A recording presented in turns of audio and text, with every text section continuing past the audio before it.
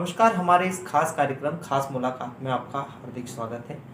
आज मैं खास शख्सियत के साथ मौजूद हूँ जो कि इंदौर में एक राजनीति में बड़ा नाम रखते हैं।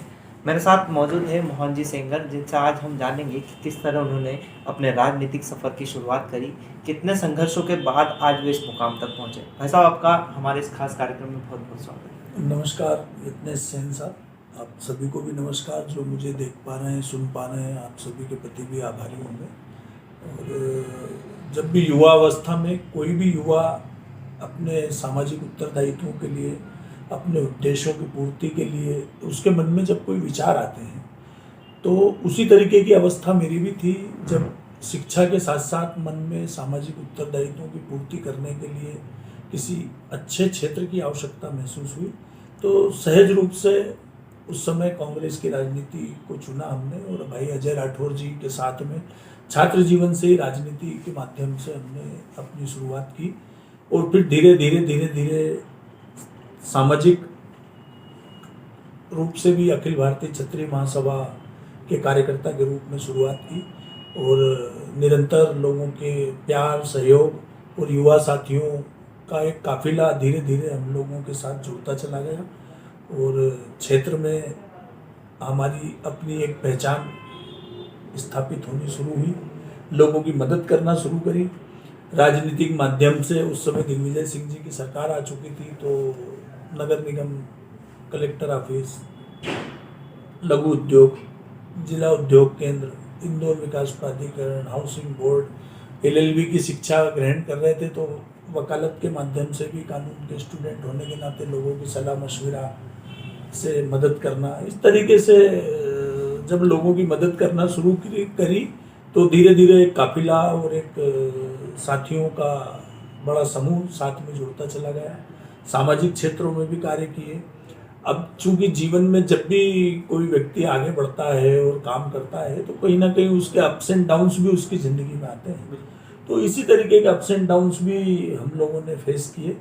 और उन संघर्षों के बाद भी, जिससे काफ़ी लोग परिचित हैं कि किस तरीके का संघर्ष हमको अपनी ज़िंदगी में करना पड़ा। और सभी लोगों के प्यार, स्नेह और आशीर्वाद से हमको उन सब समस्याओं से भी निकल कर हम बाहर आए। और सामाजिक उत्तरदायित्वों की पूर्ति करने के लिए, अपने कर्तव्यों की पूर्ति करने के लिए, हमारी जिम्मेदारियों को निभाने में जो भी हमसे बना, उन सब प्रयासों को हमने किया। और आज आपके सम्मुख है यत्नेश भाई। साहब, एक सवाल मन में आता है कि जिस तरह से एक परिवार होता है, परिवार को चलाने के लिए मुखिया की आवश्यकता होती है। आपके भी साथ परिवार जुड़ा हुआ है, लेकिन फिर भी एक समय आपने ना सिर्फ समाज के लिए बल्कि राजनीति के लिए, और साथ ही समाज और समाज के साथ साथ अन्य हर वर्ग के लिए, और जो आखिरी तबका है वहाँ तक के लिए आपने समय निकाला। किस तरह मैनेज कर पाते आप पूरा? बड़ा सार्थक और अच्छा प्रश्न आपने यत्नेश भाई किया है। मैं उसके लिए आपको साधुवाद देता हूँ कि निश्चित रूप से 2010 में मेरे पिताजी की मृत्यु हुई। उसके बाद मैं अपने परिवार के मुखिया के रूप में ही कार्य कर रहा हूँ। और वो पारिवारिक उत्तरदायित्वों की पूर्ति करते हुए ही सामाजिक, राजनीतिक और व्यावसायिक जिंदगी के बीच में अपने बैलेंस को बनाकर चलता हूँ। तो मुझे ऐसा लगता है कि इतने सारे कार्य करने की प्रेरणा एक तो ईश्वर के आशीर्वाद से प्राप्त होती है, दूसरा उसके लिए बहुत हार्डवर्क करना पड़ता है, और तीसरा जो मैंने अपने आप से और बढ़ती उम्र के साथ जिंदगी से सीखा है, तो समय का प्रबंधन जो होता है वो सबसे अग्रणी भूमिका इसमें निभाता है। इसका अर्थ होता है कि जो घड़ी होती है, उसकी सुइयां आपका वक्त नहीं बताती हैं, आपको वक्त पे रहना सिखाती हैं। तो यदि समय का प्रबंधन आपका ठीक है, तो कोई भी व्यक्ति इन सभी कार्यों को बड़ी आसानी से पूर्ण कर सकता है। हमें वक्त के महत्व को स्वीकार करते हुए यदि आगे बढ़े, तो हम सारे कार्य कर सकते हैं। तो बिल्कुल समय के साथ चलना हर किसी के लिए आवश्यक होता है, और वक्त जिसने समझा वो हर किसी को समझ पाता है। बहुत ही अच्छा आपने बताया। और भाई साहब, जिस तरह से हम देखते हैं कि एक गरीबों के मसीहा के रूप में भी आपको जाना जाता है, मददगार के रूप में देखा जाता है। सुनने में यह भी आया कि जो कोई भी आपके पास किसी भी मदद के लिए आता है, हर कोशिश होती है, भरसक कोशिश होती है कि आप उसे पूरी करते हैं। आखिर क्या राज है इसके पीछे? निश्चित रूप से प्रत्येक प्राणी का जिसने इस पृथ्वी पे जन्म लिया है, उस जन्म के साथ ही उस पर कई प्रकार के ऋण ईश्वर की तरफ से, सनातन धर्म की तरफ से लगते हैं। वो माता जी का ऋण होता है, पिताजी का ऋण होता है, गुरु का ऋण होता है, समाज का ऋण होता है और देश का ऋण होता है। ये 5 ऋण हमारे सनातन धर्म में माने गए हैं और प्रत्येक व्यक्ति को इन ऋणों को उतारने के उपाय भी उसमें बताए गए हैं। जिसकी जैसी सामर्थ्य हो उसको वैसे मदद करनी चाहिए समाज की। यही संस्कार मुझे अपने गुरु अवधेशानंद जी से मिले हैं।